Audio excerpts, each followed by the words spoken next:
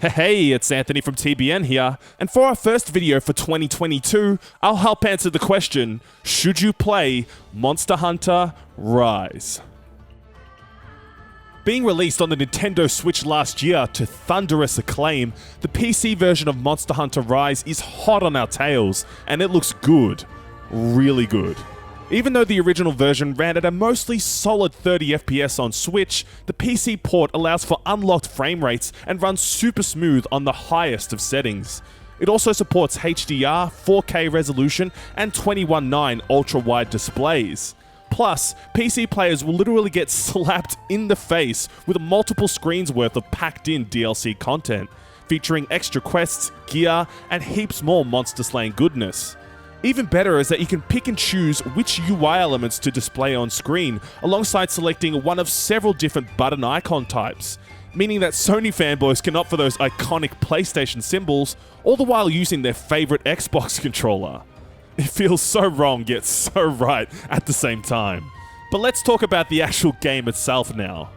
Monster Hunter Rise, just like other entries in the franchise, is all about taking down ferocious creatures, then picking up that sweet loot to upgrade or forge new equipment. Rinse and repeat for 3 million years. Okay, maybe not that long. Maybe. All things considered, this simple formula is a big part of what makes this series ultra addictive to play and has kept fans coming back time and time again. Even though it has a relatively basic gameplay loop, the amount of customization and general content on hand is tremendous in amount and quality. And to be completely honest, the vast number of systems to be learnt early on will genuinely concern a few players, as at the beginning, you'll be pile-drived to death with tutorials, kitchen sink included. That being said, if you persist through the constant barrage of text screens and foreign terminology, it'll all start to come together once you're in the thick of it. So if you can get past these early roadblocks, the gameplay of Monster Hunter Rise will more than make up for this annoyance overall. In battle, there are 14 different weapons the player can use that all have their own distinct functionalities, and it is a blast learning how each weapon works. Through trial and error in the training area, you're bound to find something that clicks. And sooner or later, you'll be comboing enemies into oblivion or targeting specific parts of the body from afar with style. That's not to say Monster Hunter Rise is an easy game though, far from it. In fact, you'll get crushed, literally and metaphorically, more often than you think. But just like the bosses in Metroid Dread, it is indescribably satisfying once you finally vanquish a tough monster. The encounters with these wild behemoths honestly feels like visiting a wildlife sanctuary or a zoo. The way each monster attacks, telegraphs its movements, runs away in danger, or hobbles around at the brink of defeat seems almost realistic. It's legitimately incredible to witness this mixture of new and series-old creatures in their natural habitats, which also looks stunning by the way. Just wow. David Attenborough would freak right out if he played this game 100%. But on a related note, during an active quest, players can utilize these items called wire bugs, which let your character propel themselves in any direction, even when knocked back, as well as matrix wall run up terrain like a boss. However, you can also use these wire bugs as skill moves called silk binds, which, after certain conditions are met, let you jump up and control boss monsters, known as wyvern riding. Not only is manipulating these giant beasts hype as all heck, but you can actually attack other enemies and then repeatedly ram your tamed creature into a wall for some severe damage. Wicked cool. Speaking of tamed creatures, there's an extra buddy this time around for solo players. These little pups called Palamute canines will help defeat monsters and let you zip across the map on their backs, as well as Tokyo drift around corners for a quick boost, Mario Kart style. They act as great bailout options too, letting the player conserve stamina and use items whilst moving at a higher speed. They're also very cute and huggable, and I totally didn't just spend dozens and dozens of hours playing with these guys. 10 out of 10 best boy right here.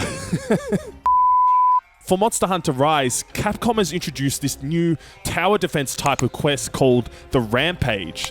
The player basically just has to hold off a few waves of enemies and eliminate the head honcho or survive until the timer runs out.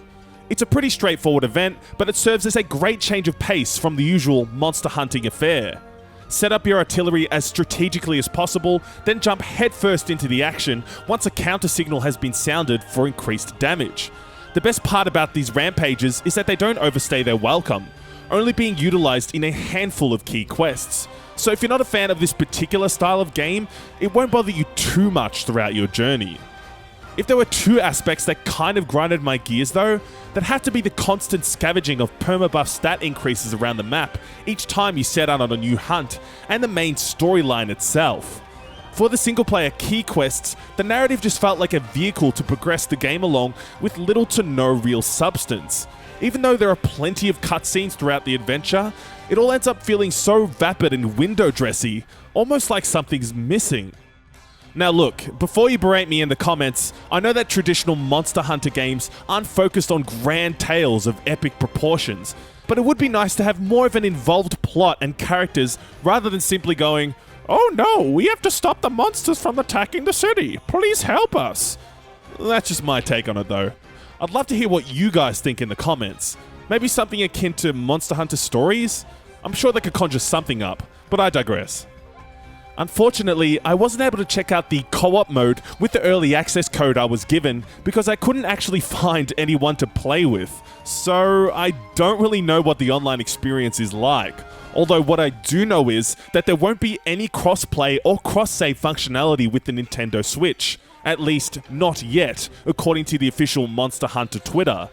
There is native voice chat support for PC players, but you will have to maintain a constant internet connection for single player, since the game runs de novo DRM software in the background.